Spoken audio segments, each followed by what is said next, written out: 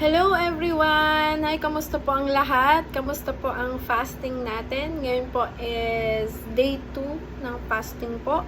And alam ko pong mahirap pong mag-fasting, but I believe na the Lord is revealing deeper things para makakonect tayo talaga kay Lord, this prayer and fasting. So, hello! Gulat kayo, nandito ako. Amen. So, miss ko na po kayong lahat and I pray na magkakasama na rin tayo dyan. Babalik na po ako sa Riyadh soon. And, ngayon po ako po yung naatasan to share the Word of God. And I pray na talagang the Lord Holy Spirit will guide us sa pag-aaralan natin ngayon. So, ang topic natin for tonight, it's about the 7 things that breaks the Holy Spirit heart. It is derived sa preaching ni Pastor Vlad kahapon in day 2 of their fasting. So, ano daw po yung 7 bagay na kinasasama ng loob ng Holy Spirit. So, ito po yung ating topic ngayon, and I pray we will have spirit of prayer ngayong araw na to, ngayong gabing ito, because every point po we will have 1 minute or 2 minutes na magpe-pray po tayo.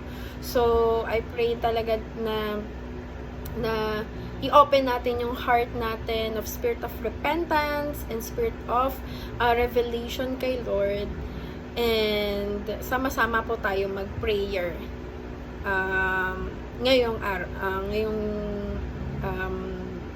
gabing ito. So, first of all, let us invite the Holy Spirit po, and let us pray that the Holy Spirit will guide us in all truth. So, let us pray. Father God in heaven, in the name of our Lord Jesus Christ, Lord, we humble ourselves sa inyo, Panginoon.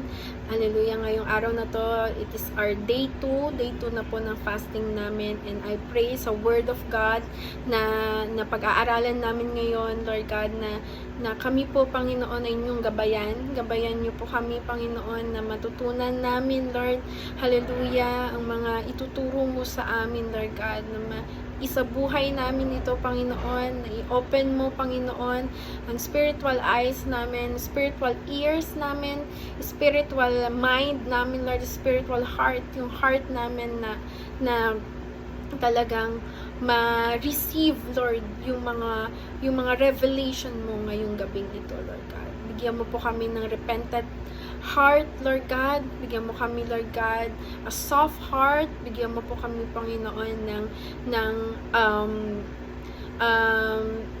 more pa, Panginoon, na pagkauhaw sa inyong mga revelation, Panginoon. Thank you, Father. We honor you. We bless your holy name. In the name of Jesus Christ, we pray. Amen and amen. Amen po. So, ngayon po, we will talk about the 7 things, yung 7 bagay. Bakit sumasama ang loob ng Holy Spirit? So, bakit nga ba mahalaga yung Holy Spirit sa ating buhay? So, introduction lang po, ano po ba ang Holy Spirit? Sino ba siya? And bakit mahalaga siya sa buhay natin? So, ito po yung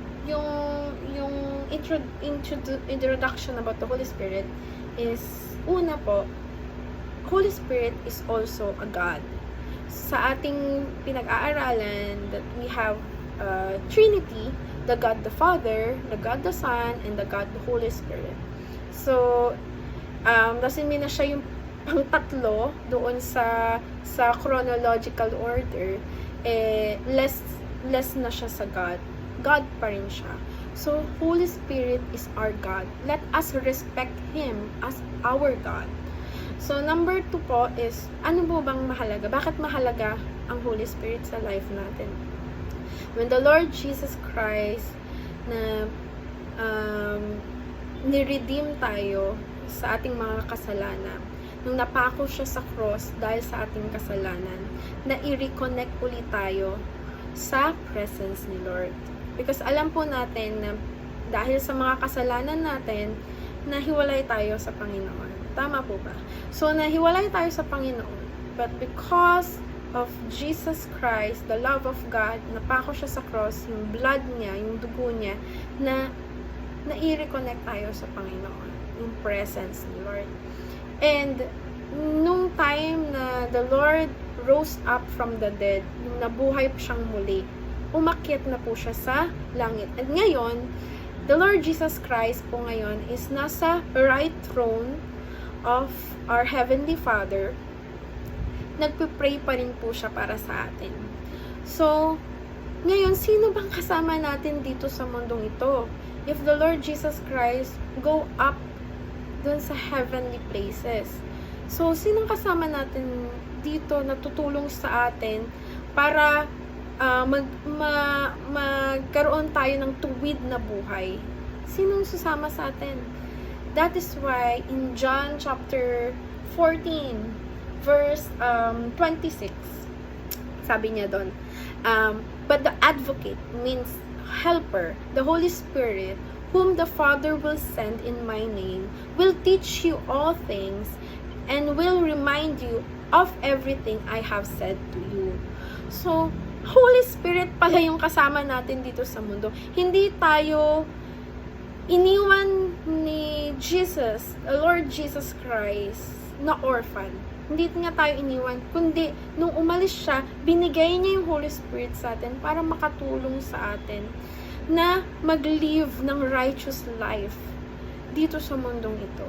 Holy Spirit is the one who will teach us. Who will teach us, sabi niya doon sa John, teach us in all things. So, siya ang magtuturo sa atin how to live a Christian life, how to live a righteous life, how to live a holy life na acceptable sa Panginoon. So, siya ang magtuturo sa atin the Word of God.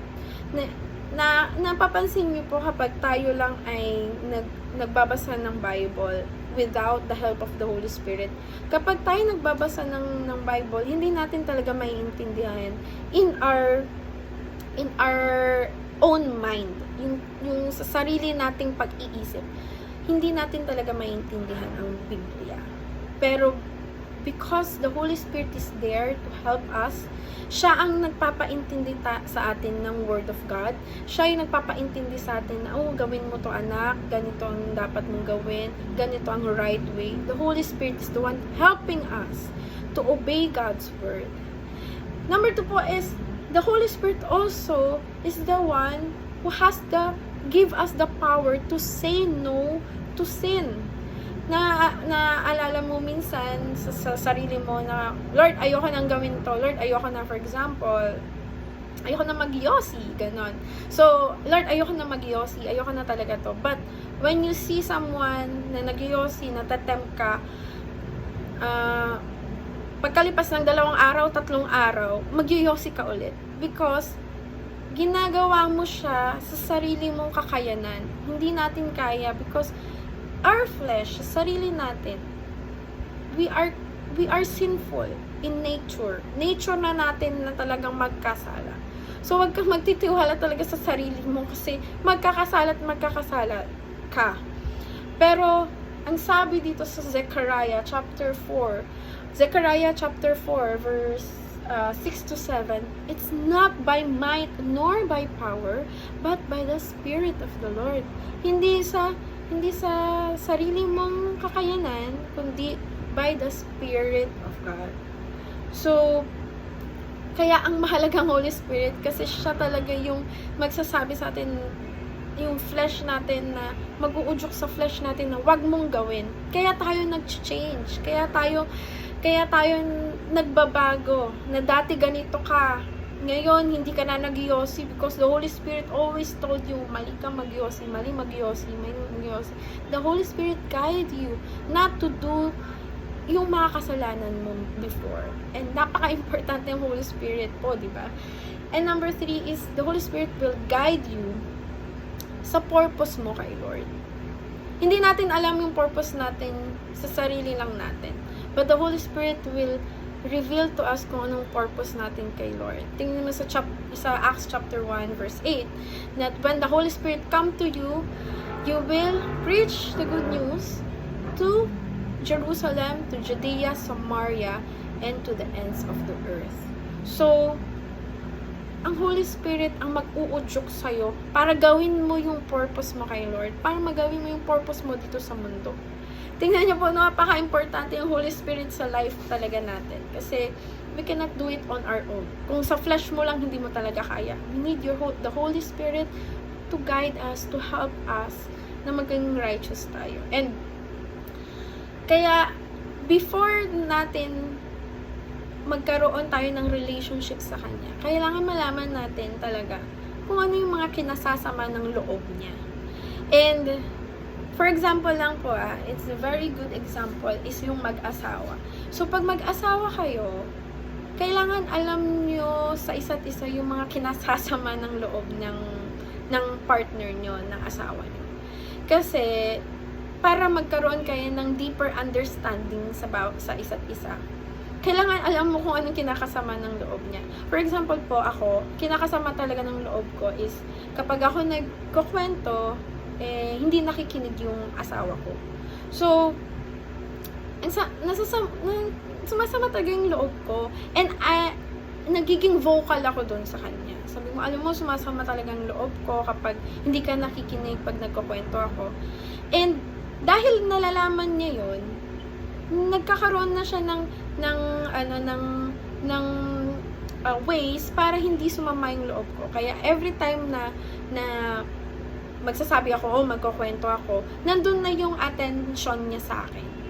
Kasi ayaw na niya na sumama yung loob ko. Which is, ganun din sa Holy Spirit.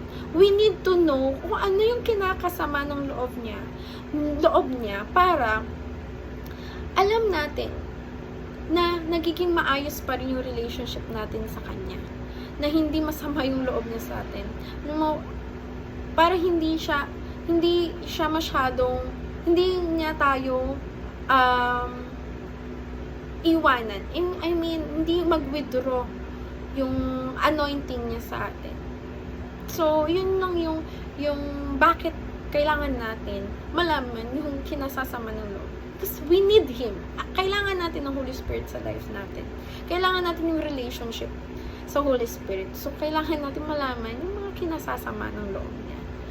So, number 1 po, na kinasasama ng loob niya is, first, yung persistent lifestyle of disobedience. So, ano pa po ba ang sinasabi na persistent? Persistent means tuloy-tuloy. Yung nagiging lifestyle mo na yung disobedience mo kay Lord. Hindi po siya yung sin na nagawa mo lang ng one time. Kunyari, ay, Lord, nakapagsabi ako ng ganito, pero one time lang yun. You can repent. Okay lang naman yun. Because you can repent, isang beses mo nagawa. But if it is persistent, yung ibig sabihin, consistent mo siyang ginagawa, na alam mo ng mali. Alam mo ng mali. Ni-reveal na sa'yo ni Lord na mali yun. Kinonvict ka ni Lord sa preaching. Kinonvict ka na ni Lord sa devotion mo. Kinonvict ka na ni Lord sa ibang tao na mali na yung ginagawa mo. But still, you are continuous, willingly, yung parang bukal pa rin sa loob mo na gawin yon, even though alam mo na ayaw ni Lord yon sa life mo, na even though alam mo na gusto na ipatanggal ni Lord sa buhay mo, nagigrieve na pala siya, nagbe-break na pala, sumasama na pala yung loob ni Lord na, anak, paulit-ulit ko nang sinabi sa'yo na tanggalin mo na yan. Pero you are continue pa rin na ginagawa. How many times the Lord will tell you na mali yan. At nagigrieve yung heart mo. Kahit kayo po pag paulit-ulit mo sinasabi sa uy, ayoko nang ginaganyan mo ko, pero paulit-ulit niya pa rin ginagawa, talagang masasama pa rin yung loob mo. Ano ba? Nagiging important ba ako sa kanya? Ganun. So, ano po ba yung examples? Ako po, meron po akong example sa life ko, experience ko po to, and I will want to share sa inyo. mahilig po talaga akong manood ng mga series. Series po, Netflix, umabot po ako na kaya ko pong tapusin yung isang series ng isang upuan. Kaya ko pong magpuyat hanggang madaling araw at papasok pa ako. Kaya kong pumasok ng puyat, kakanood lang po ng series. And how many years na rin sa akin sinasabi ni Lord na tingilan mo, bawasan mo, wag ka masyado maging addict. I am really addiction nga po yun addiction of gusto mo agad-agad. Minsan po sa time ng panonood ko, the Lord, the Holy Spirit will tell me na tama na yan, tama na yung panonood mo. But still, hindi, I will go and tatapusin ko talaga yung series. And dun pala is, the Lord is nabibreak yung heart ni Lord. Kasi paulit-ulit niyang sinasabi sa'yo, but you still want to do it. And I was convicted, grabe yung conviction ko talaga nung na-deliver talaga ako. I really repent kay Lord na, Lord, sa mga napapanood ko talagang mas nagkakaroon ako ng more time sa panunood kaysa sa pagdi-devotion. Minsan nga pagod na akong manood, hindi na ako nakapag-devotion. And that is really nasasaktan si Lord. Kasi paulit-ulit niyang sinasabi sa'yo, but hindi mo ginagawa. Hindi mo sinusunod. May mga times po na pinapractice natin yun Pinapractice natin yung sin. May mga times na addict tayo sa games, may mga addict tayo sa movies, yan.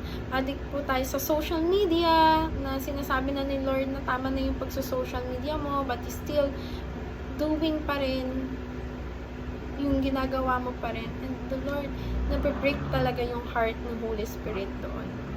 And if meron po sa inyo na the Holy Spirit is talking to you, na meron kang persistent sin na sinasabi na sa'yo ni Lord na bitawan mo na, maybe this fasting, this is the right time na i-let go mo yung sin na yon. Just repent to the Lord. Kung na-break mo yung heart ni Lord because of that sin, is eto na yung tamang time that you listen to the voice of the Lord and let the Holy Spirit convict you kung ano man yung sin na yan. And let us have a small prayer para ma-release tayo sa mga persistent sin na nagbe-break ng heart ni Lord, na sumasama yung loob ng Holy Spirit. So let us pray. Hello, Father God in heaven. Hallelujah. In the name of our Lord Jesus Christ. Lord, nandito po kami, Lord, sa inyong harapan, and we humble ourselves. Lord, nagpapakumbaba kami, Panginoon. Hallelujah. Kung meron kaming mga persistent sin, Lord God, hallelujah, sa aming buhay na sinasabi mo na paulit-ulit na kailangan naming bitawan, Lord. Hallelujah. Lord, the Holy Spirit, i-reveal mo sa amin, Panginoon, yung mga sin na ito, Panginoon. And we want to repent right now, Lord. Hallelujah. We want to repent right now yung mga habitual sins namin, yung mga persistent sins namin na gusto mo nang bitawan namin, but ayaw namin bitawan, Lord. Right now is the time na binibitawan na po namin ito in the name of the Lord Jesus. Lord, we don't want to break your heart dahil lang sa mga sins na ito, dahil lang ayaw namin, Panginoon, na hallelujah, nabitawan ng mga sins at mga kasalanan na ito, Lord. Hallelujah, we repent right now. We repent all our sins, our habitual sins, mga addictions, Panginoon, sa aming buhay, Panginoon. Panonood, Lord God, pagsa-social media, sa mga games namin, Lord God, habitual sins, sa mga disobedience namin sa inyo. In the name of Jesus, Lord, we repent, Panginoon. Hallelujah, and we rebuke every, hallelujah, gawain Satanas, Lord, sa mga habitual sins na ito in the name of Jesus. Hallelujah. Thank you, Father God. Hallelujah. Na ma-release kami, Panginoon. Lord, we want to, hallelujah, Lord, na na mag-abide kami sa will mo, Panginoon, na hindi namin ma-break yung heart mo, dear Holy Spirit. Patawarin mo kami. Thank you, Father. In the name of our Lord Jesus Christ, we pray. Amen. So, number 2 po is make commitment to the Lord. But, don't make good on that promise. Breaks the Holy Spirit heart. Ang ibig sabihin mo po nito is, nagko-commit tayo sa Panginoon pero hindi natin ginagawa. Masakit pala sa loob ng Panginoon na nagsasabi tayo ng commitment sa Kanya pero hindi natin intend na gawin. For example po, example ko na naman po yung sarili ko. May mga times na nag-commit ako sa Panginoon. Kinausap ko si Lord na, Lord, every 4 o'clock in the morning, magmi-meet tayong dalawa. So, commitment ko yun sa Lord. Every 4, Lord, I will commit myself na magde-date tayo, we will have time together, 4 o'clock in the morning. No, the Lord is very faithful. Pag nagsabi ka ng ganon, talagang ino-honor niya. Naalala ko, 3:30 pa lang, walang alarm, magigising na ako. Gigisingin ka talaga ni Lord and He will remind you, oy, may commitment ka sa akin. So, 3:30, tulog-tulog ka pa. Lord, maaga pa, 3:30 pa lang. So, okay. Nag-alarm na, 4 o'clock, Lord. 15 minutes pa. 4:15 hanggang sa 5 o'clock na, nabangon ka na, wala ka na masyadong time kay Lord. And the Lord really, nalulungkot talaga siya pag hindi mo nagagawa yung sinabi mong commitment sa Kanya. It breaks His heart. Kayo siguro, sasama din yung loob mo kapag merong tao na magsasabi, oh, magkita tayo ha, 2 o'clock, ganito. Commitment. So, nandun ka na sa mall, 2 o'clock, and then, suddenly, magsasabi sa'yo yung isang tao, ay, hindi na pala ako pupunta. Siguro sakit talaga ng loob mo kasi nandun ka na, nag-commit siya, pero hindi siya pumunta. And the Lord really breaks yung heart niya kapag nagkakaroon tayo ng commitment na hindi natin nagagawa. For example po, nag-commit tayo na, Lord, I commit myself na kukomit ko na magpapagamit na ako sa inyo, na magpapagamit na ako sa inyo, Lord, na ganito. But, you are not intended to do that, na yung tinatawag ka na ni Lord na magpagamit, ay Lord, meron pa akong labahin. Lord, meron pa akong ganito. So, nabibreak pala yung heart mo nabibreak pala yung heart ni Lord kapag hindi mo nagagawa yun. And, the Lord really takes our promises seriously. Tinitake talaga ni Lord yung mga promise natin seriously. Serious si Lord. Pag sinabi mong ganito, siniseryoso niya yung mga promises natin. And we have the story in the Bible na talagang napakagandang example ng commitment. And I feel na nagkaroon din ako ng fear of the Lord. Yung story ni Ananias sa Acts chapter 5, na nag-commit silang mag-asawa na ibenta lahat ng mga ari-arian nila. At yung pera na napagbentahan nila, ibibigay nila lahat sa church and kay Lord. Pero, nung nakuha na nila yung napagbentahan nila, nakita nila, ang laki. Malaki yung napagbentahan. So, ang ginawa nila, hinati lang nila yung pera at yung kalahati lang yung binigay nila sa church. And Peter, by the power of the Holy Spirit, ni-reveal sa kanya na nagsisinungaling tong si Ananias. And sabi ni Peter, you are not lying to me, but you lied to the Holy Spirit. And right there and then, namatay si Ananias. Drop dead talaga. Namatay on the spot. Kinuha ng Holy Spirit yung breath niya. Because hindi yun sa pagbibigay po hindi, yung issue po nun, hindi yung pagbibigay niya, kundi yung commitment niya na sinabi niya na bibigay niya ang lahat pero hindi niya ginawa. And that really scares me also, na parang nagkaroon ako ng fear of the Lord. Allah, Lord, pag nag-commit ka kay Lord, hindi ka nag-commit sa kung sino-sinong tao lang. Nag-commit ka sa Lord of Lords and the King of Kings and the one who is the most powerful being in the world. Doon ka nag-commit, pero hindi mo ginawa, hindi mo finulfill mo yung commitment mo sa Kanya. Sabi ko, Lord, I have this conviction din na, ala, may mga bagay din pala ako nakukommit kay Lord na hindi ako seryoso. Hindi ako seryoso talaga.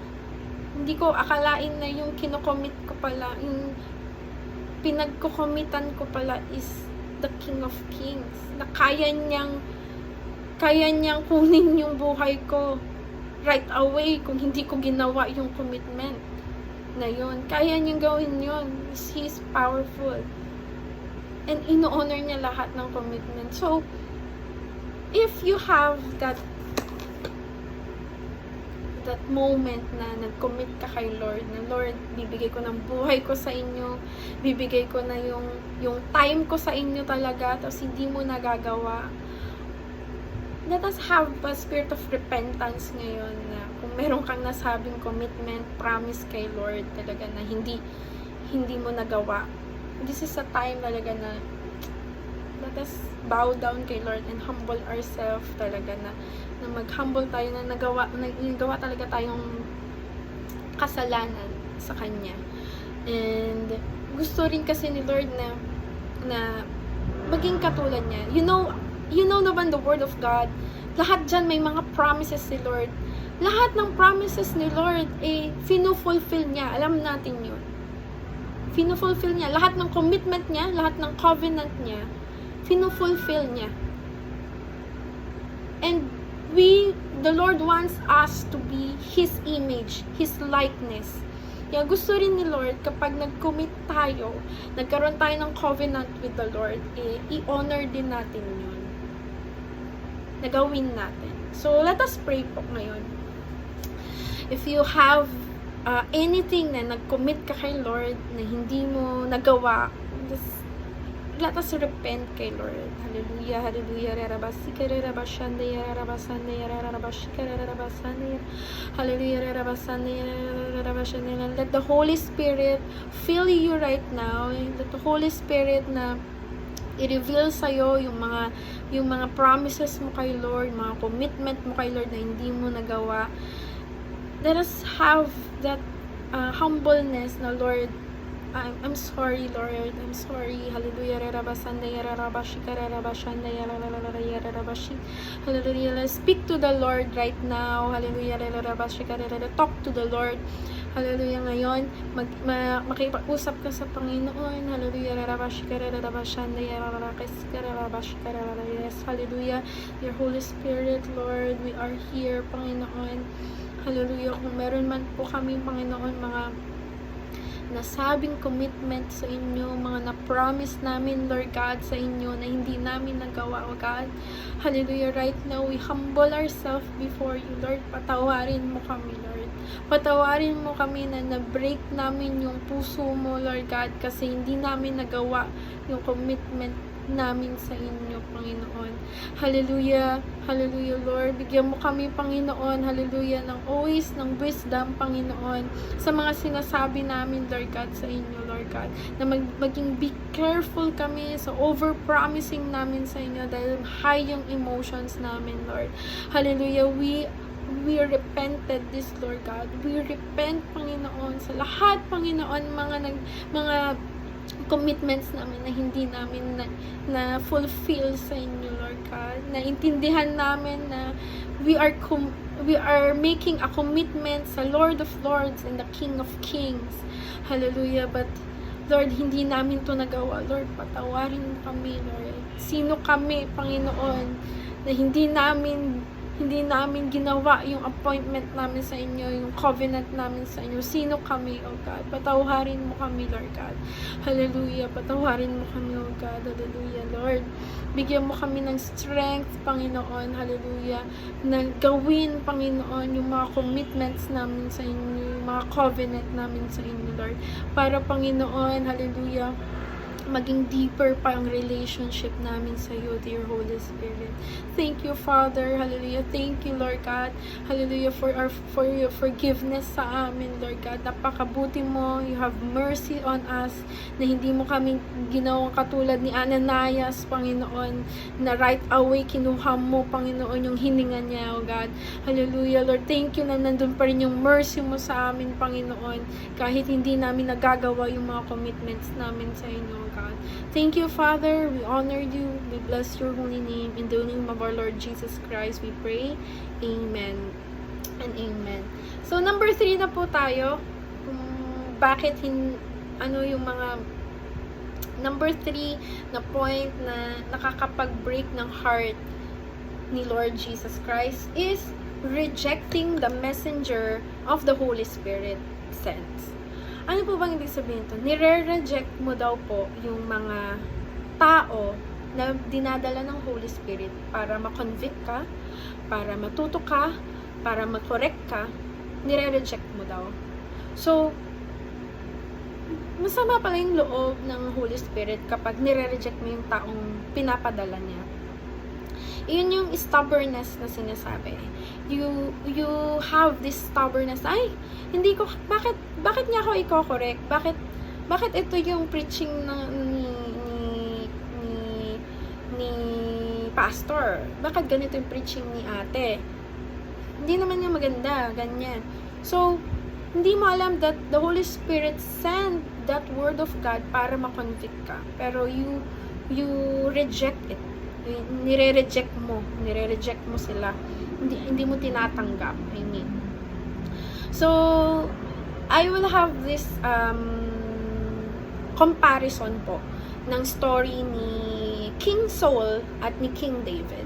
So, dito ni King Saul, si King Saul, meron siyang ginawa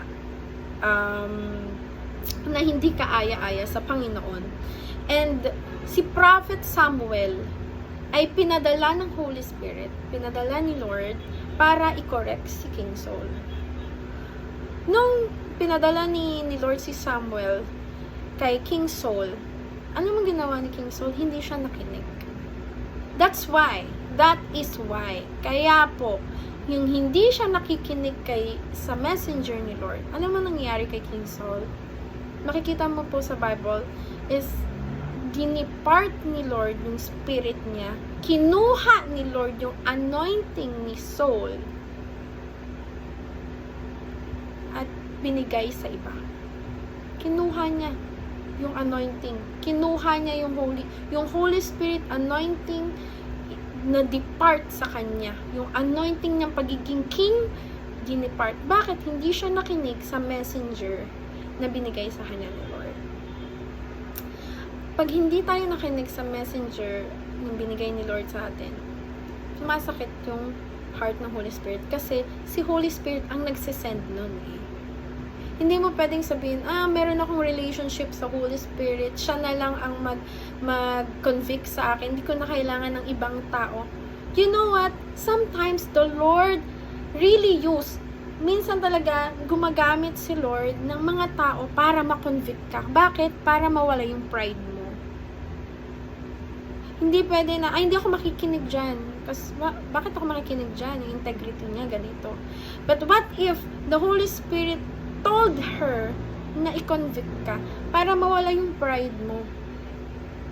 Para makinig ka sa mga kapatid mo sa pananampalataya. And sometimes the Lord really use other people para ma-convict tayo, ma-rebuke tayo sa mga ginagawa natin na kasalanan.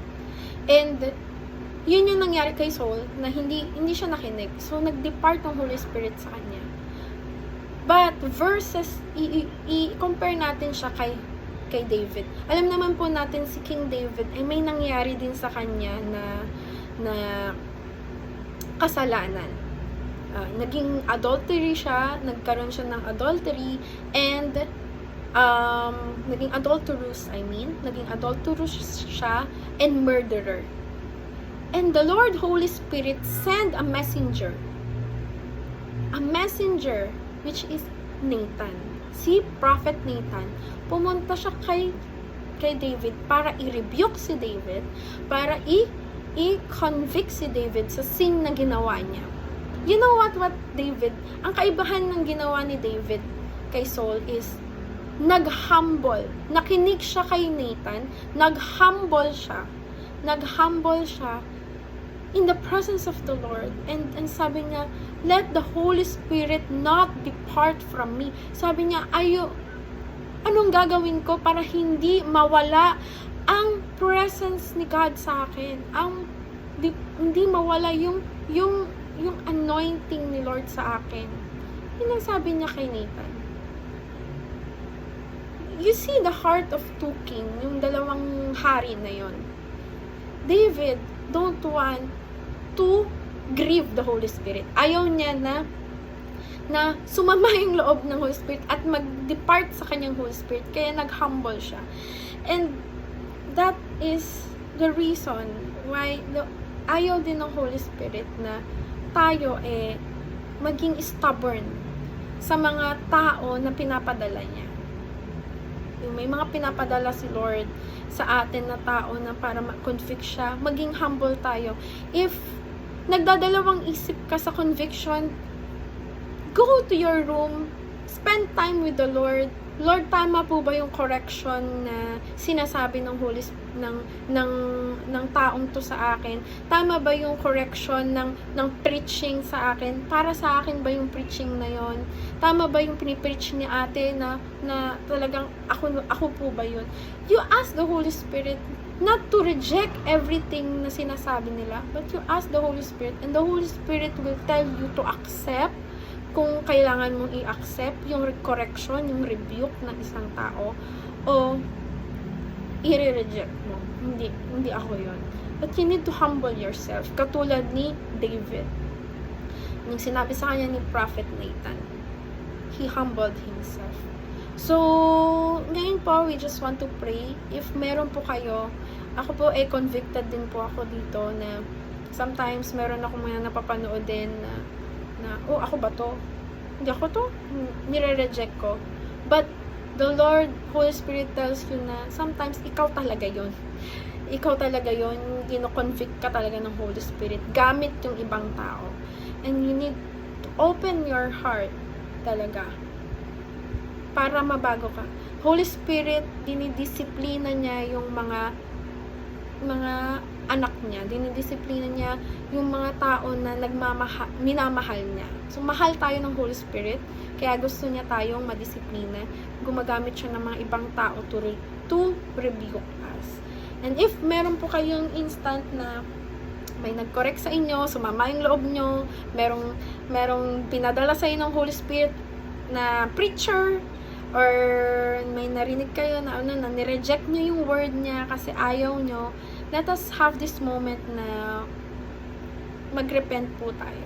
And kung na-break natin yung heart ng Holy Spirit, kasi hindi po sila yung nire-reject nyo, hindi yung taong nireject nyo, kundi ang Holy Spirit yung nireject nyo, kasi si Holy Spirit ang nagpadala sa kanila para sa inyo. So, if you have that experience nireject niyo yung Holy Spirit, let us have this time na mag-repent po. So, hallelujah. Let us pray. Father God, hallelujah. Hallelujah, Father God, hallelujah. Your Holy Spirit, Panginoon, just reveal to us kung meron po kaming isabi, Panginoon.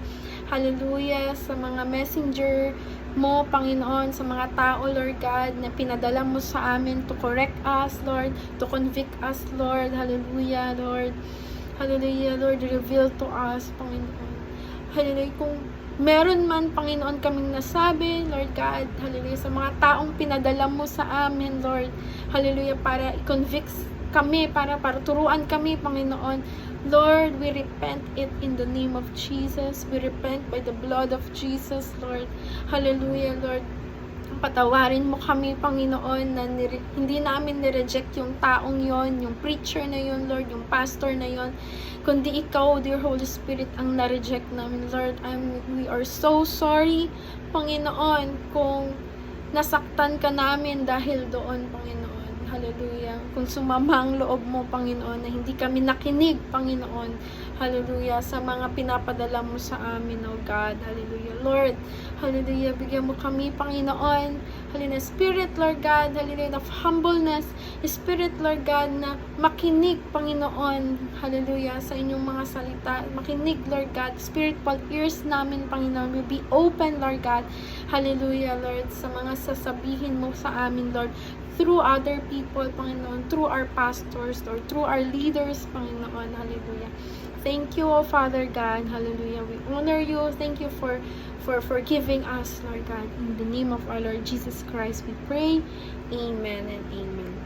So, pang-apat po, let us go to the fourth po, pang-apat po natin is, ito po, hardening your heart during hard times. Mas sumasama ang loob ng Holy Spirit kapag pinapatigas natin yung puso natin sa Kanya. Bakit po ba natin napapatigas yung puso natin? Sometimes may mga dahilan bakit tumitigas yung puso ng mga believers, mga kapwa nating mananampalataya.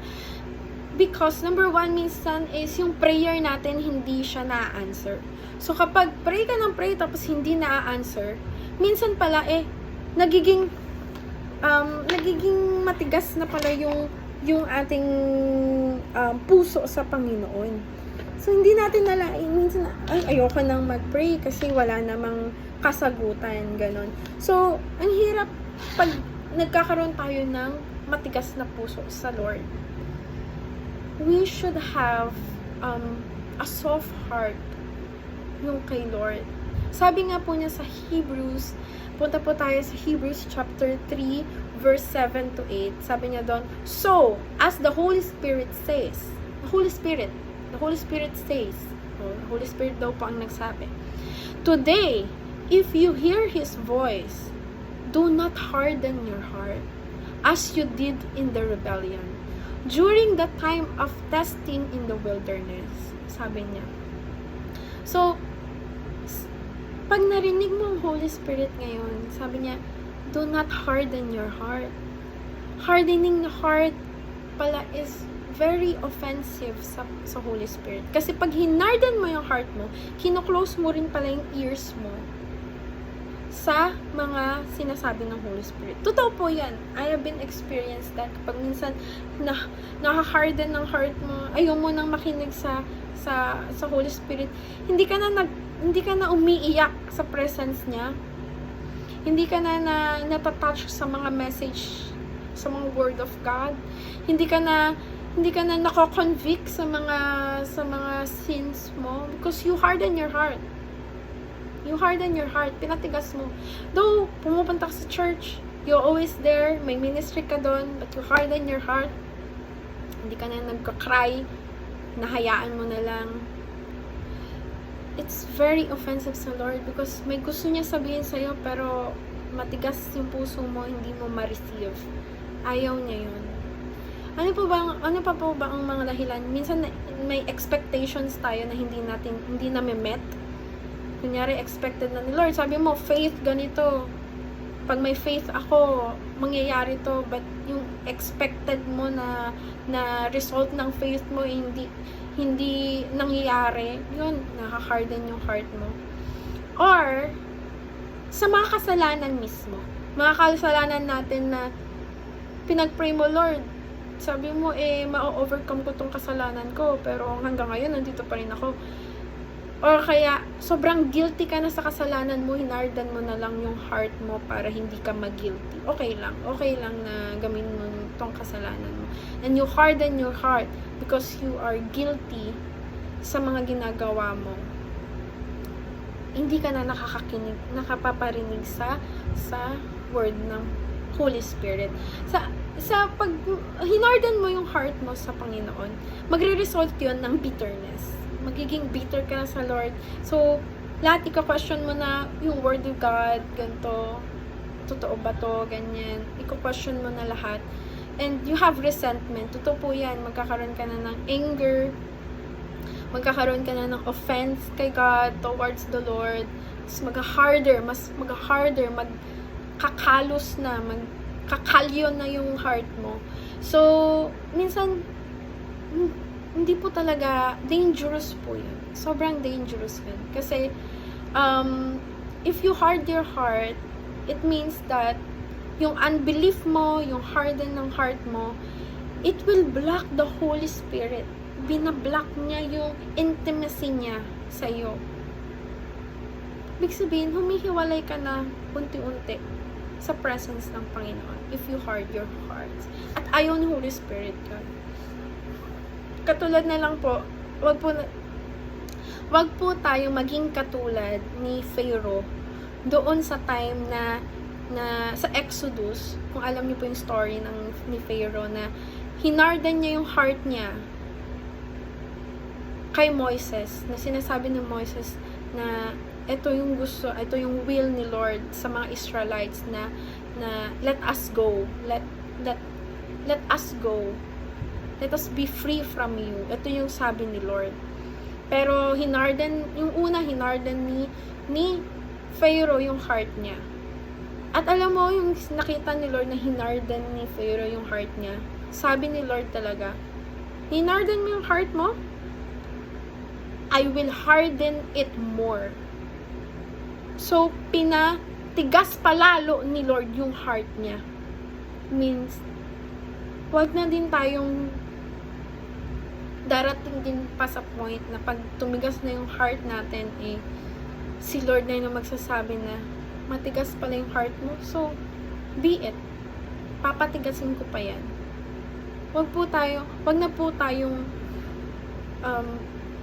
dating pa sa point na ganun. Kaya nga po ang sabi niya sa kanyang salita, 'di ba, Hebrew, if you hear the voice of the Lord, ngayon po, if you hear the voice of the Lord, if you hear the voice of the Holy Spirit, do not harden your heart. Let your heart be right with the Lord.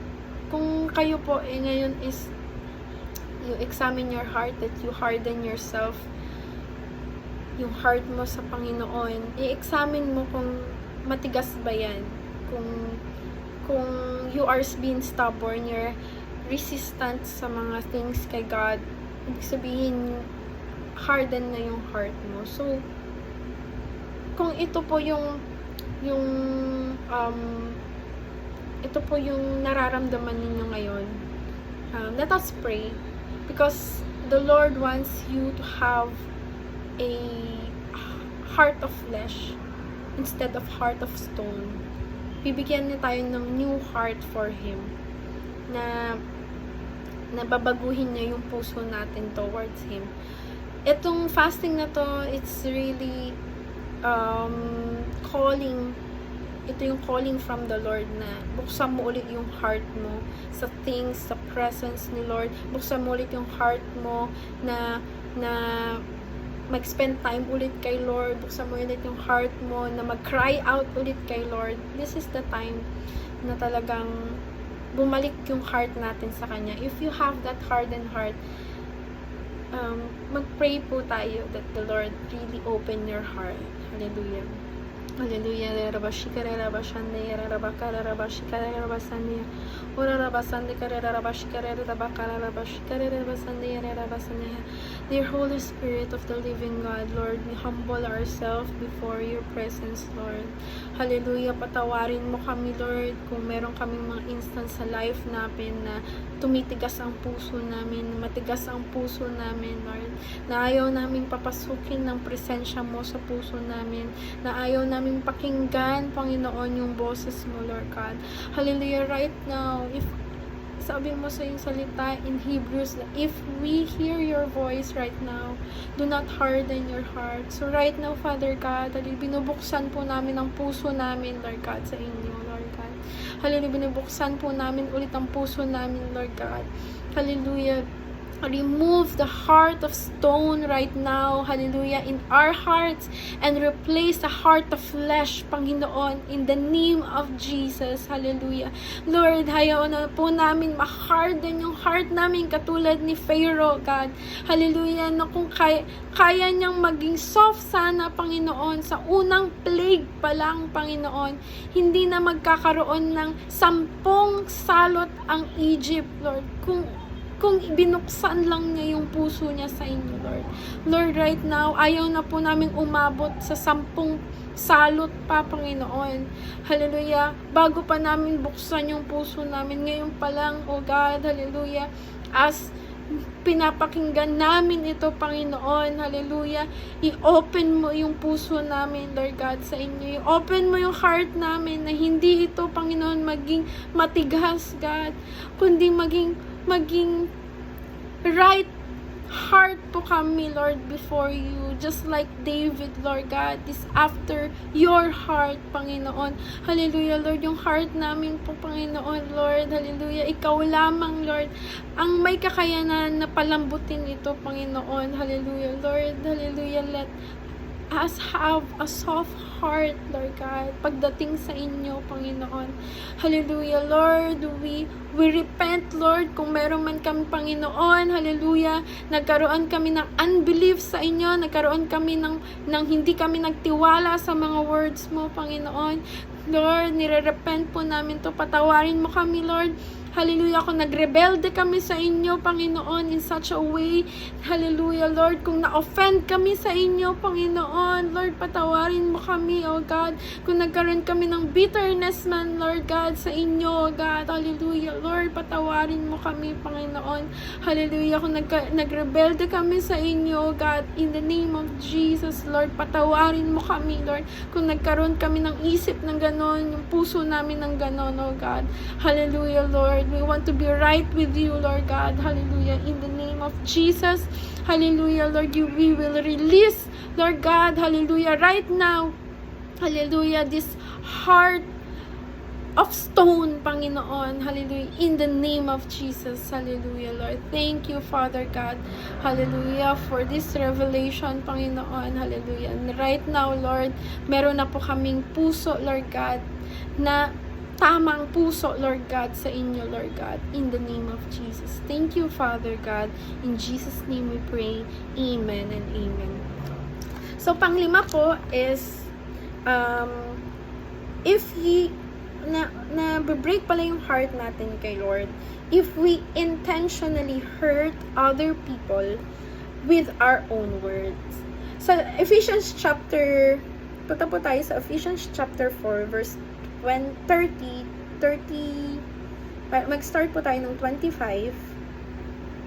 Ephesians chapter 4, 25 to 30. Sabi niya dito in Tagalog, dahil dito, itakwil na natin yung pagsisinungaling at tayong lahat ay magsabi ng totoo sa isa't isa, sapagkat tayo'y bahagi ng iisang katawan. 26, kung magagalit man kayo, iwasan ninyo kayo'y magkasala. Huwag ninyong hayaang lumubog ang araw, na galit pa rin kayo. 27, huwag ninyong bigyan pagkakataon ng demonyo. 28, ang magnakaw ay huwag nang magnakaw, sa halip magtrabaho siyang marangal para sa sariling ikabubuhay at makatulong sa mga nangangailangan. 29, huwag kayong gumamit ng masasamang salita, kundi iyong makakapagpapalakas lang at angkop sa pagkakataon upang makapagdulot ng mabuti sa mga nakikinig. 30, at huwag ninyong saktan ang kalooban ng Espiritu Santo, sapagkat siya ang tatak ng Diyos sa atin, ang katibayan na kayo'y tutubusin pagdating sa takdang panahon.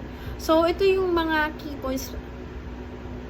Paano ba broke yung heart ng Panginoon, ng Holy Spirit is, number 1 po, 25, when we lie to each other. Kapag nagsisinungaling tayo sa isa't isa. Kaya sabi niya dun sa 25, magsabi kayo ng totoo sa isa't isa. Huwag ninyong pagsinungalingan ang isa't isa.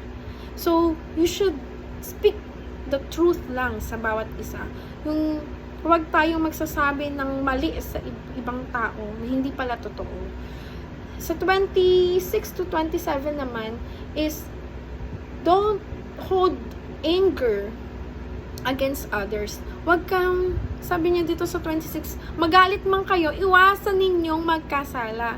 So, minsan pag galit po tayo, marami tayong nasasabing bad words sa ibang tao. Pag galit ka, ano ba yan? Ganito, ganyan. So, nagkakasala tayo. And the Lord, Holy Spirit, sabi niya doon, pag nagagalit ka, itiko mo na lang yung bibig mo. Huwag mong hayaang magalit ka pa rin hanggang lumubog ang araw. Huwag mong hayaan na makapagsalita ka ng mali sa kapwa mo kapag galit ka, because nagkakasala ka na nun. Yung sa 29 naman, sabi niya doon, huwag gumamit ng masasamang salita, kundi yung mga nagpapalakas lang sa kapwa natin. Holy Spirit really wants us to speak. Gusto niya na magsalita lang tayo ng magaganda sa kapwa natin. Pag masasamang salita yung nababanggit natin sa kapwa natin, sumasama din yung loob niya. Because we are a temple of the Holy Spirit. So, gusto ng Holy Spirit, He wants na lahat ng mga sasabihin natin, lumalabas sa bibig natin is only encouragement, only life, only the gospel of the Lord Jesus. Yun yung gusto niyang lumabas sa bibig natin. But when times na pag dumating tayo ng time na nakapagsalita tayo against others, sumasama na yung loob ng Holy Spirit pala. And ayaw ng Panginoon yun. Ayaw niya na makapagsalita tayo against other people, against sa mga kapatid natin in Christ, against sa mga unbelievers na nandyan din, because the Lord loves them. Gusto niya we speak life, hindi tayo mag-speak ng curses sa mga tao. So, be careful po sa mga sinasabi natin. It's much better na itikom na lang po natin yung mga bibig natin kaysa makapagsalita tayo ng masasama sa ibang tao. And that really hurt yung damdamin ng Holy Spirit kapag nakapagsalita tayo ng mga maling bagay para sa ibang tao. Hindi mo pwedeng sabihin na, ganito kasi ako prank ka talaga ako, personality ko na to, ganito. So, we need to fight our flesh. We need to fight our flesh and let the Holy Spirit come. And only the Holy Spirit yung Holy Spirit yung magsasalita sa ating buhay. Hindi mo pwedeng sabihin, ganito kasi ako. Wag mong i-accept sa sarili mo na ganun ka. There is a time na pwede kang mabago ng Holy Spirit. Babaguhin ka ng Holy Spirit, even yung pagsasalita mo. And pagdidil mo sa ibang tao, we cannot say na ganito ka. Wag mong i-limit yung sarili mo na ganun ka. The Lord Holy Spirit can change you into to have the fruit of the Holy Spirit. Yung mga sinasabi mo na is fruit na ng Holy Spirit na nakakapagsalita ka na with love, nakakapagsalita ka with peace, nakakapagsalita ka with goodness, with kindness, nakakapagsalita ka na may patient ka, nakakapagsalita ka with self-control. Yun yung gusto ng Holy Spirit na lumalabas sa bibig natin, yung fruit of the Holy Spirit, always. And iwasan na po natin talaga na magsalita ng against other people, against other person talaga. And makikleanse tayo dun, it will be purifying our soul talaga na hindi ka makapagsalita ng iba. I'm guilty rin po minsan talaga kapag nakapagsalita ako na nag-uusap-usap kami and then nakapagsalita ka ng something sa isang tao. When it comes na mag-devotion na ako, magka-quiet time na ako, talagang nire-reveal ng Holy Spirit yun. Hindi niya pinapalampas yun. Sabihin niya talaga, oy Chen, nakapagsalita ka kay ganito. And right away talagang nagre-repent ako, Lord, I'm sorry, nakapagsalita ako ng mali kay ganito, nakapagsalita ako, Lord, I'm really sorry, and I repented talaga. At talagang ngayon talaga pinapractice ko na talaga na mag-zipper ng mga sinasabi talaga. Yun yung mga marites. Kung yung mga marites naman natin hindi nakakapag-glorify kay Lord at hindi nakakapag-glorify sa mga tao, wag na lang tayong mag-marites. Wag na lang tayong mag-chismis. And yun nga yung mga nagko-call ng names. Ay, wag yan, tamad yan. Kino-call mo yung name niya. Ay, tamad yan. Yung mga co-workers natin, mga kasama natin sa trabaho. Ay, tamad naman si ganito. Don't speak, don't call other names. I-label natin, ay ganito yan, laging ano yan, ganito, sip-sip yan, or what. Be careful po sa mga words. And even po yung mga secrets na nire-reveal natin na secret naman pala hindi naman kailangan sabihin pa sa iba. Please, be careful po. Be careful sa mga sinasabi na, because nabibreak talaga yung heart ng Holy Spirit when it comes to our words. So, amen po. And we need to pray po. Mag-pray po tayo that kung meron man po tayong nasabi, meron mo tayong nasabi na i-chismis, na nagkaroon tayo, nagsabi tayo ng masama sa ibang tao, or may nasabi tayo na mali nung galit tayo, let us have this humble moment kay Lord, that mag-repent tayo sa mga nasabi natin sa mga kapwa natin in Jesus' name. Hallelujah. Dear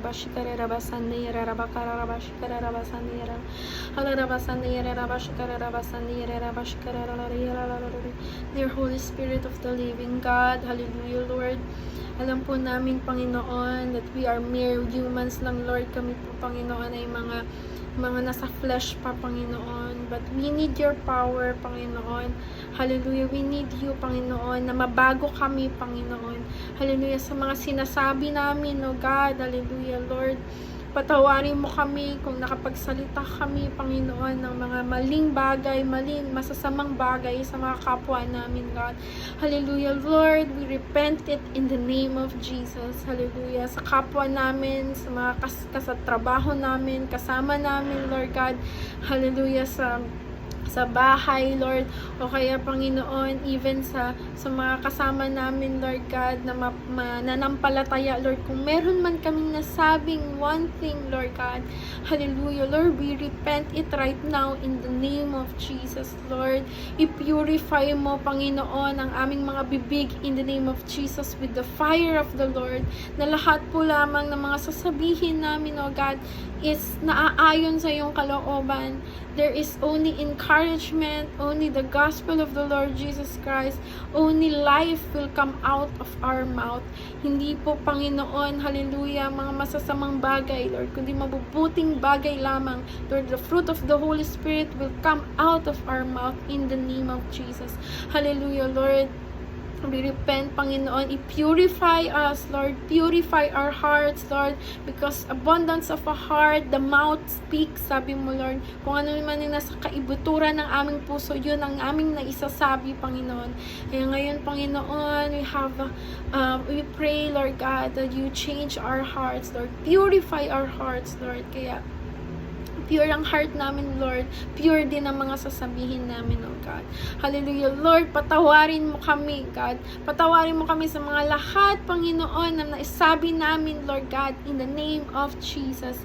Hallelujah. We'll be repented our sins, Lord God, and purify us, Lord. Thank you, Lord, for forgiveness, Lord. Thank you, Lord, for this forgiveness. Hallelujah. In the name of the Lord Jesus Christ. Amen and amen. So, number 6 na po tayo. Amen. Medyo mahaba po to, but bear with me po. I hope that the Holy Spirit talagang mag-reveal sa inyo revelation from the Lord. Yung mga pinag-aaralan natin ngayon. Number 6 po is when we fear men than loving the Holy Spirit. Sumasama ang loob ng Holy Spirit kapag mayroon siyang pinapagawa sa atin. Meron siyang utos sa atin, pero hindi natin ginagawa because takot tayo sa tao. Sabi niya dito, when we fear men than loving the Holy Spirit. Nag-grieve siya, nasasama yung loob niya, nasasaktan yung kalooban niya kapag sinasabi niya sa'yo, anak, gawin mo to.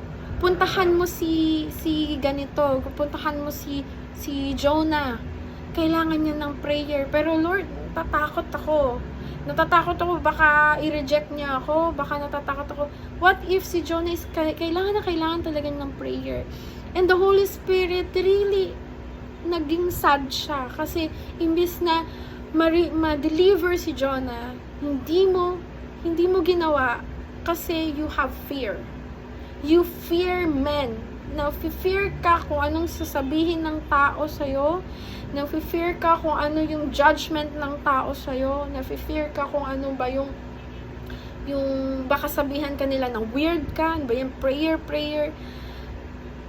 It is really breaking the heart of the Holy Spirit kapag ganun po. And I am guilty of that. Hindi po ako exempted dyan. I remember po na yung nag-aaral ako, talagang tinatago ko po na anak ako ng pastor. So one time nalaman nila na I am anak ako ng pastor. Lagi na lang sila sabi, "Uy, banal yan si Chini, banal yan. Wag mo ano." I feel na-feel ako ng offense na bakit meron sa banal, parang gano'n. I feel na iba ako sa kanila. I feel na hindi ako belong kasi anak ako ng pastor, gano'n. So nagkaroon ako ng fear. Kaya nung lumipat ako ng school, hindi ko na sinasabi na anak ako ng pastor. I have fear na anak ako ng pastor or Christian ako because I don't want to have label, ganun. Bata pa naman ako doon, but convicted ako doon, na kinonvicted ako ni Lord doon this past few days na deliverance is na-convict ako ni Lord na meron akong fear pala ng ganun. And yung fear mo ganun is nalulungkot pa lang Holy Spirit kasi it's like dinideny mo siya sa life mo. Dinideny mo yung power niya sa life mo. Dinideny mo yung calling mo sa Kanya. Dinideny mo yung purpose mo sa Kanya. You're denying the Holy Spirit. Kaya sasaktan siya kapag hindi mo nagagawa. Yung minsan sinasabi na sa'yo ng leader mo na, "Oy, kuya, ikaw na yung magpipreach ng Word of God." What if the Lord wants you to preach at mayroon siyang gustong sabihin sa'yo na iparating sa mga kapatid mo sa pananampalataya, but you have fear, hindi ko kaya. I have fear na baka pagtawanan ako, I fear na wala akong masabi, I fear na ganito. You have that fear of men. Hindi mo nagawa tuloy yung pinapagawa sa'yo ni God is sumasakit sa kalooban ng Panginoon. That's why yung criticism pala ng judgment ng mga tao, parang bubblegum lang yan eh. Mawawala yan. Pero yung judgment ni Lord, yung calling, yung purpose mo kay Lord, yun yung bread of life. And kailangan dun tayo nagfo-focus. Doon tayo nagfo-focus kung ano yung dapat gawin ng Holy Spirit. Ano bang dapat gawin ng Holy Spirit? Ano bang pinapagawa niya sa atin? Hindi yung flesh yun eh. Yung nagkakaroon tayo ng fear kasi gusto natin maging okay yung tingin ng tao sa atin. So, we have that fear. Pero, the Lord wants to remove that fear and replace it with the fear of the Lord. Gusto niyang tanggalin yung fear of man mo at i-replace niya ng fear of God. Na kapag hindi mo ginawa yung sinasabi niya, Lord, yung fear mo, nandun yung fear mo, Lord, gagawin ko to kasi I have a fear of the Lord. Na may takot ka sa Panginoon, kaya mo gagawin yung inuutos niya. So, let us have this prayer po. Let's have this prayer time. If meron ka po minsan na pinapagawa sa ni Lord, hindi ako exempted dyan. I have a lot of experience na hindi ko ginawa yung gusto ng Panginoon kasi nagkaroon ako ng fear. And all together, tayong lahat, mag-pray po tayo. If you have that kind of fear of men, hindi mo nagawa yung utos ng Panginoon, let us have this moment to repent and mingi tayo ng tawad sa Panginoon. Hallelujah.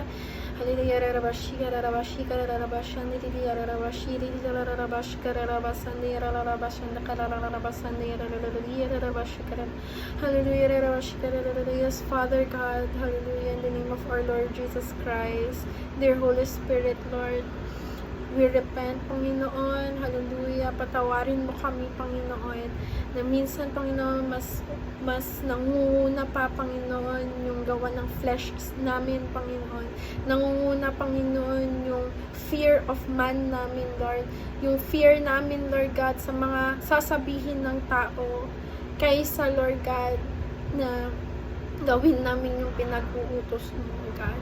Lord, patawarin mo kami, Panginoon, kasi mas nagfo-focus kami sa mga sasabihin ng iba, nagfo-focus kami, Lord God, kung ano ang iniisip nila kaysa sa inyong mga utos, Panginoon. Hallelujah, Lord, patawarin mo kami, O God. Hallelujah, we repent this, Lord God. Alam po namin, Panginoon, na nasasaktan namin yung kalooban mo kapag hindi namin nagagawa yung utos mo, Panginoon.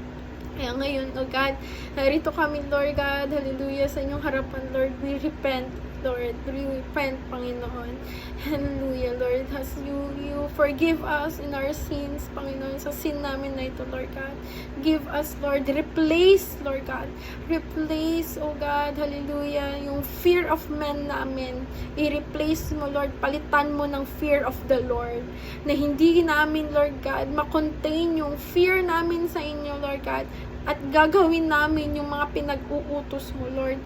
Palitan mo, Panginoon, yung pagkatakot namin sa mga tao, sa pagkatakot namin sa inyo, God.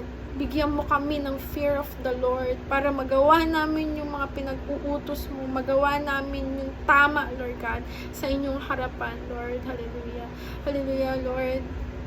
Thank you, Father God. Hallelujah. Na itong mga ito, Panginoon, halin nire-reveal mo sa amin para, Lord God, halin magkaroon pa kami ng much more deeper relationship sa inyo, God. Thank you, Father God. Thank you, dear Holy Spirit, Lord. Hallelujah. Lahat pong ito, Lord God, hallelujah, we seal it with the name of our Lord Jesus Christ. Amen and amen. So, hallelujah. Thank you, Lord. This is the last po, lastly, sa ating revelation of the Word of God today is, lastly po is, number 7 na po tayo, is crediting the devil with the miracles done by the Holy Spirit. So, punta po tayo sa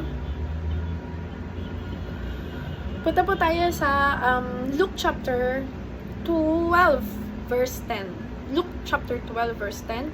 Sabi niya po doon, and everyone who speak a word against the Son of Man will be forgiven, but anyone who blaspheme against the Holy Spirit will not be forgiven. Punta po tayo sa Tagalog. Maghanap po tayo ng Tagalog. And sabi niya po dito sa Tagalog, sino man magsalita laban sa anak ng tao, which is the Lord Jesus Christ, ay patatawarin. Ngunit, ang sino mang lumapas tanganan sa Espiritu Santo ay hindi papatawarin. Ibig sabihin, there's no forgiveness kapag ang Holy Spirit po ang nilapas tanganan natin. It means na nagsalita tayo ng masamang bagay sa Holy Spirit.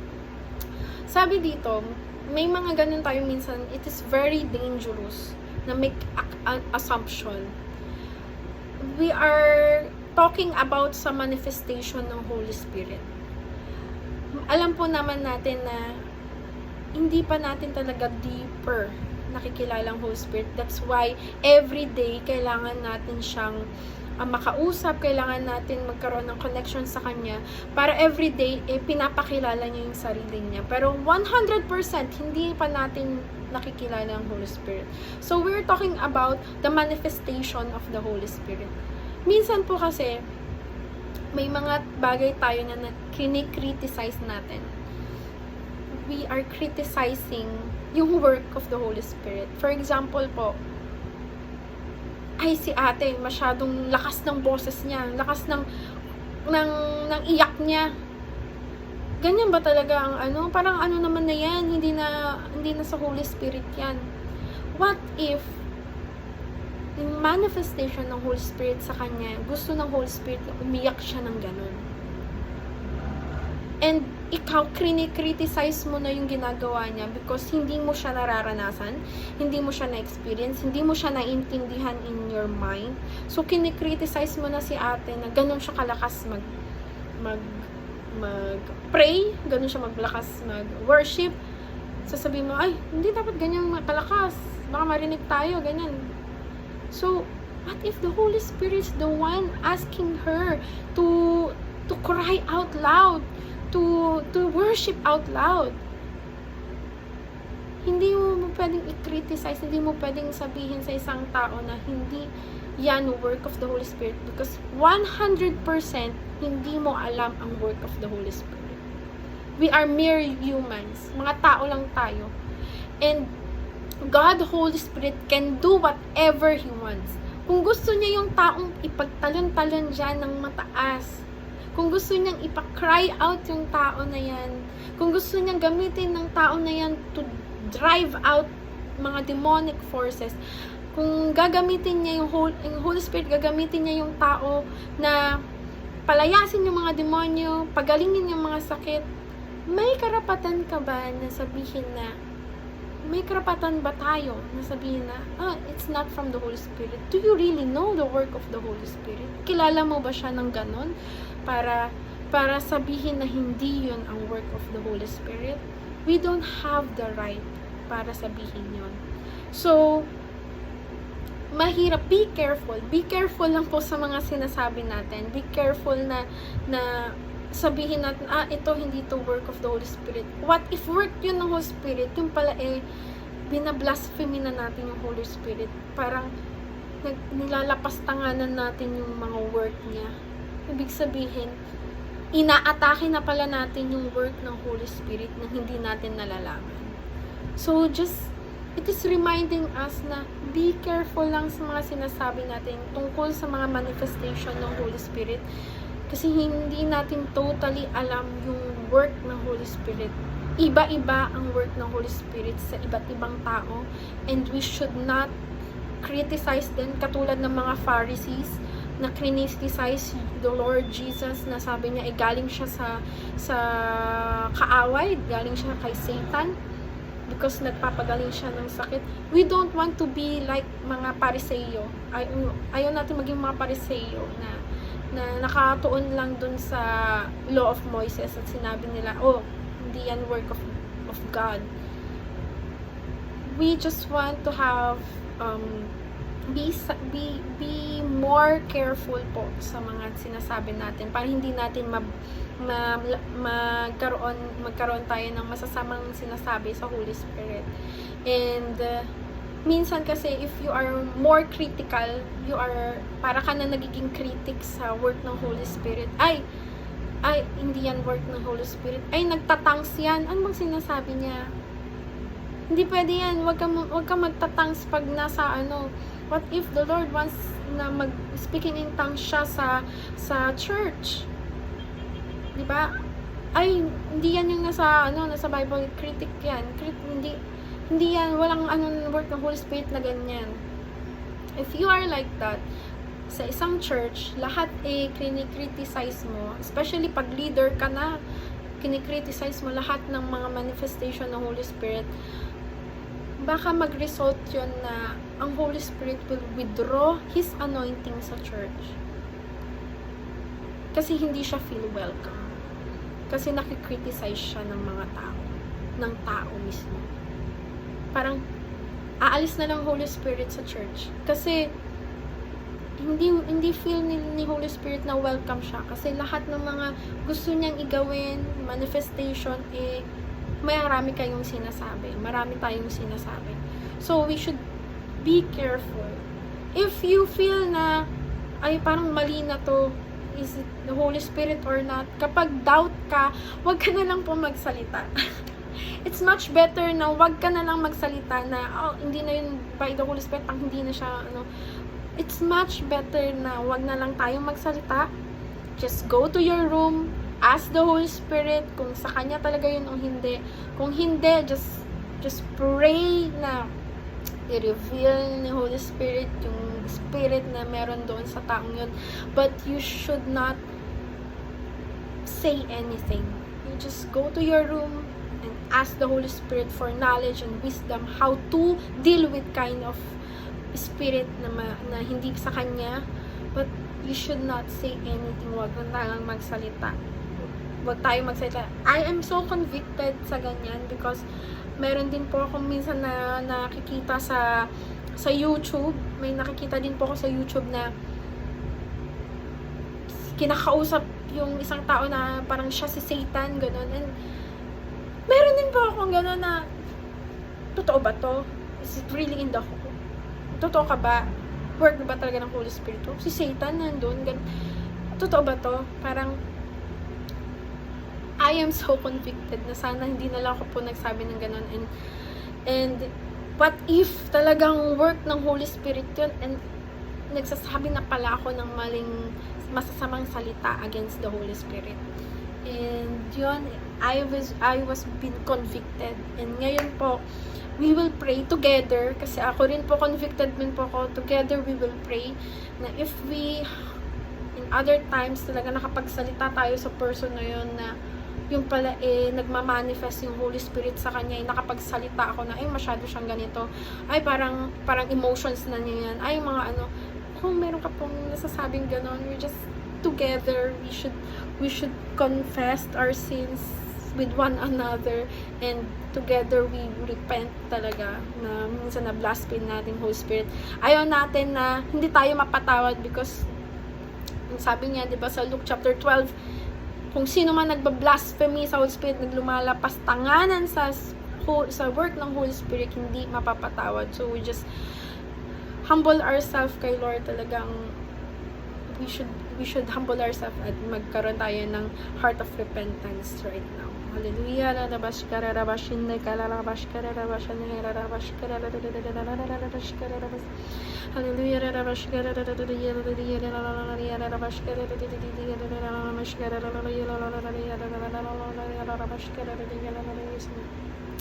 Hallelujah, Lord, dear Father, God in heaven, hallelujah.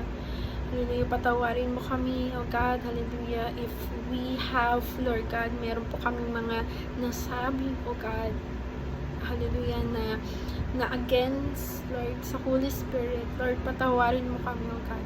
Hindi namin alam ito, oh God. We are so innocent, we are ignorant, Panginoon, sa work ng Holy Spirit. Wala kaming alam, we don't know 100%, Lord God, hallelujah, ng mga work mo. Hallelujah. So, we, Panginoon, repent, Lord, kung may nasabi kami, Lord God. Meron kaming ibanggit, Lord, sa ibang tao, sa ibang ministries, Panginoon. Meron kaming nabanggit sa ibang churches na wala ang Holy Spirit doon, or hindi ko nararamdaman ang Holy Spirit, but we cannot say that because we don't know anything, oh God. Lord, we pray, Lord, we repent right now, Lord. Anything, Lord, no words na lumabas sa mouth namin, Panginoon, na nag-against the Holy Spirit, oh God, we repent it in the name of Jesus. Hallelujah, Lord. Hindi namin to, Panginoon, gusto, Panginoon, na mag-against sa Holy Spirit, Lord. Hallelujah. We have the fear, Lord God, na kalabanin ng Holy Spirit and work of the Holy Spirit. So we pray right now, hallelujah, Lord, na i-deliver mo kami, Lord God, sa mga nasasabi namin, Lord God, against the Holy Spirit, against the work of the Holy Spirit, Lord. Hallelujah, Lord. Hallelujah. Guide us, Lord God. Hallelujah, Lord. Hindi na po kami makapagsalita ng mga against sa inyo, Lord. Patawarin mo kami, O God. Thank you, Father God. Hallelujah. Thank you, O Lord, for this forgiveness. Hallelujah. In the name of Jesus Christ, we pray. Amen. So, amen po. Ngayon po ay natapos po tayo sa ating topic ngayon. I pray that the Holy Spirit really reveal Himself sa inyo sa mga pag-aralan natin. And right now, I know napakahalaga po malaman natin yung mga ito, so that we will have more intimacy, magkaroon tayo ng maging close tayo lalo sa Holy Spirit. Because the Holy Spirit, sabi nga niya, di ba? Sabi po niya sa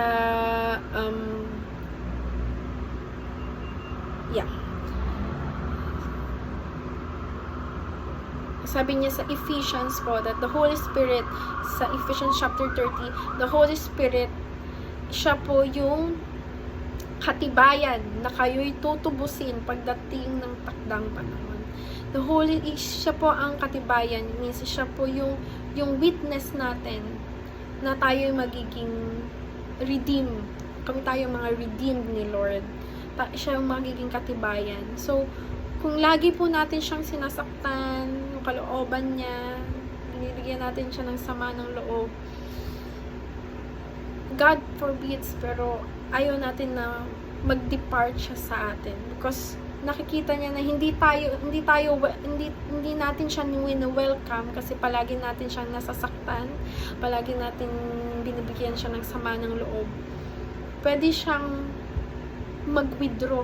I-withdraw niya yung anointing niya sa atin, i-withdraw niya yung voice niya sa atin, and ayaw natin mangyari yun. Ayaw natin mangyari na hindi na natin marinig yung voice ng Holy Spirit. Wala na yung guidance ng Holy Spirit sa life natin. Kasi ang Holy Spirit is the life that breathes sa spiritual life natin. So, let us pray one last time, and we will close this with the blood of the Lord Jesus Christ. Lahat po na pag-aralan natin is, I pray na talagang may sa buhay natin na talagang magkaroon ng rema sa life natin. So, let us pray. Heavenly Father, in the name of our Lord Jesus Christ, we just want to thank you, Lord. Nagpapasalamat kami sa araw na to, Lord God, sa revelation mo, sa wisdom and knowledge, Lord, na pinagkaloob mo sa amin, Lord, na maintindihan namin, Lord. These 7 things, mga 7 bagay, Lord God, na kinasasama ng inyong loob, Lord. We pray, Father God, na hindi na po namin ito magawa, Panginoon, sa buhay namin spiritual. Ayaw na po namin, Lord God, na sumama ang loob ng Holy Spirit sa amin, Lord. Hallelujah, Lord. We want to have an intimate relationship sa Holy Spirit, oh God. Gusto namin, Lord God, na mas maging closer pa kami sa iyo, dear Holy Spirit. Gusto namin, Panginoon, na mas magkaroon ng deeper yung relationship namin sa iyo. Deeper, Lord. Deeper thoughts of the Lord. Hallelujah, Lord. Dear Holy Spirit, Lord. Kaya po yung mga pinag-aralan namin, Lord, itatakbo po sa aming mga puso, God, sa aming isipan, oh God, hallelujah, Lord, na ma-avoid namin, Lord God, ma-avoid na namin, Lord, na masaktan ng iyong kalooban, Lord, because you are the one who can, hallelujah, guide us, Panginoon, dito sa mundong ito, Lord God. At sa tamang panahon na the Lord Jesus Christ will come, Lord God, for His second coming, Lord. Ikaw ang kasama namin, Panginoon, na magpatotoo, Lord God, sa relationship namin sa inyo, God. Thank you, Father God. Hallelujah. Thank you, Lord. This time, Panginoon, of our fasting, ngayong day 2 ng fasting namin, Panginoon, please give us strength, Lord, lalo pat, hallelujah, makilala ka pa namin more and more and more, Panginoon, at magtumibay, Panginoon, yung connection namin sa inyo, Panginoon, ngayong fasting na ito, Panginoon. Hallelujah, Lord, we sealed this, hallelujah, this studying yung word mo. We sealed, Panginoon, hallelujah, itong word na ito, Panginoon, with the blood of the Lamb, Panginoon, with the blood of Jesus, Lord. Hallelujah, Lord. Thank you, Father God. Hallelujah. Hallelujah. Cover mo kami, Panginoon, ng inyong banal na dugo, Lord. Hallelujah. Hallelujah. Ngayong araw na ito, Panginoon. Thank you, Father. We honor you, O God. We praise your holy name. In the name of our Lord Jesus Christ, we pray. Amen and amen. Thank you po. God bless po sa lahat. And I pray na marami po tayong natutunan. Even ako, marami din po ako natutunan ngayong araw na to. So, thank you po. Thank you so much. And God bless po. Shalom.